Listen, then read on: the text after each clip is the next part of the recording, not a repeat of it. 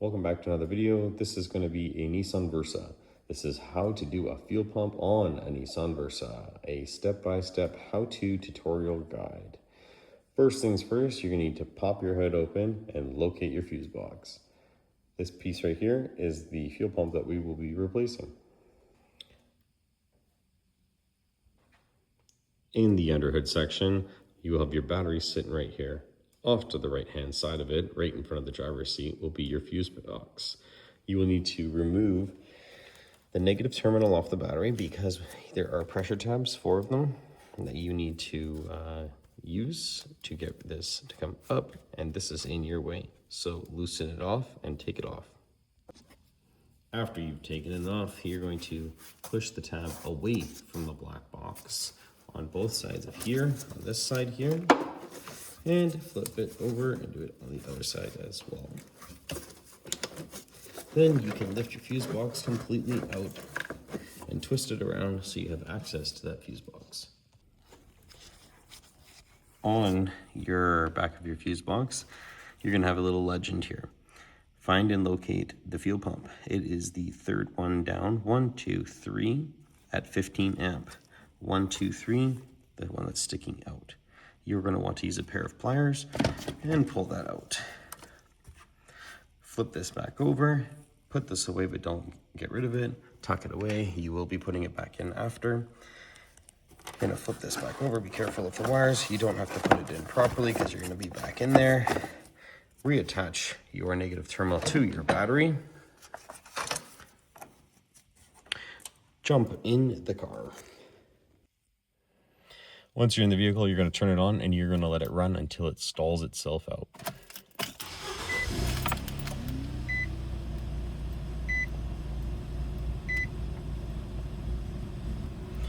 This can take anywhere between 15 to 60 seconds. And it will stall itself out. Like that. Your fuel system is now depressurized. Turn the vehicle off. Go back to the underhood. Remove the negative terminal completely.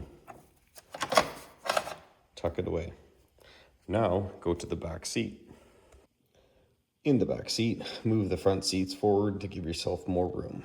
Underneath the seat here on this side and that side, there are pressure tabs pushing this, keeping this down. Yank them until they pop. I've already done it. Slide it forward. You're going to feed the seat bolts through the seat. Once you have fed the buckles through the seat, you can lift the seat off on an angle like this, pull it out, and then flip it forward. The seat belt here, unless you want to detach a bolt there, you don't really need to. It's not in my way. That's my fuel pump.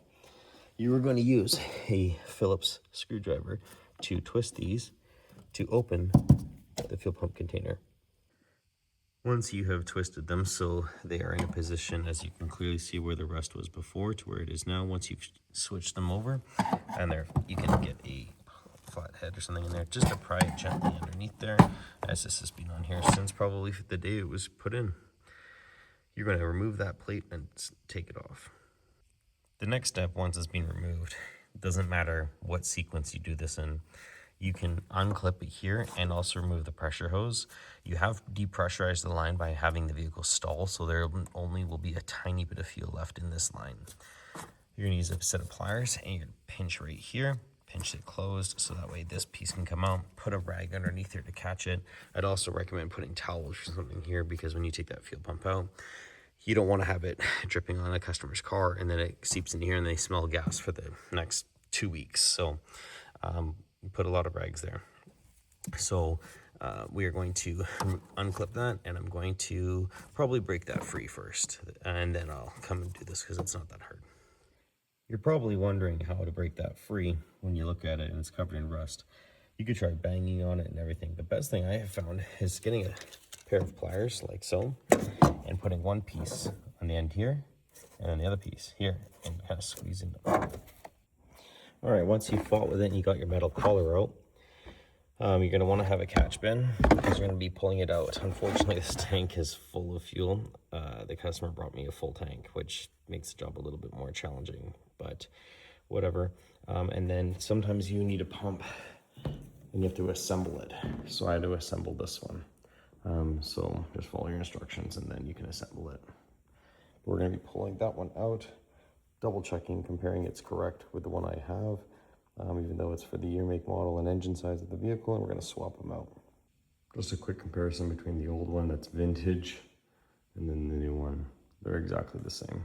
Just make sure you tuck your wires under just like this one is so it's out of the way of the floater. After you've got your new pump installed, make sure that you have changed your O-ring gasket there as well. And then we are going to have the choice of retightening it clockwise. All right, so the collar is now back on nice and tight. You are going to remove your blue little protector tab there. This is garbage, you no longer need it. And then tucked away over here, I have is my fuel line. On the old one, there is a piece right here for a fitment for a quick connect. You're gonna gently remove it off of your old one and put it on here so that this one can fit on there. Make sure that both your connector is on and your sensor. You are now gonna leave it alone in this state right now. And what we're gonna do now is we're actually gonna go back to the underhood and then we are going to put in that fuse again so we can prime the fuel pump and make sure that it's working before we seal everything up. Back to the underhood, we are going to take your fuse box gently because the wires on this thing are so damn short. And we are going to take this 15 amp fuse that I just dropped. All right, you're gonna turn your fuse box around. You're gonna take that 15 amp fuse and put it back in. I changed the color so you can see it. So you've got matte, and you have clear. So we're gonna put that back in there. Then leave it alone. Get your battery negative terminal, put it back on. Now we're gonna prime that fuel pump. All right, engine was running. Fuel pump is not leaking around the seal at all. So we're gonna seal that up now. We no longer need it. Make sure your cap is on there to avoid with any vapors coming out. Make sure you put the seat back properly. You got two tabs, the ones that sit here, one that sit there. They have to push and click in so the people in the back seat don't go when you step on the brake. So make sure you do that as well. Once you have your interior put back together, make sure that you put your fuse box in there properly. It is got a edge on the side there, so it is a specific fitting that it goes. Flip it upside down, push it in nice until the clips click, and then tighten up your battery, and then you're pretty much done. Then go road test your vehicle. All right, thanks for watching. This is how you do a fuel pump on a Nissan Versa.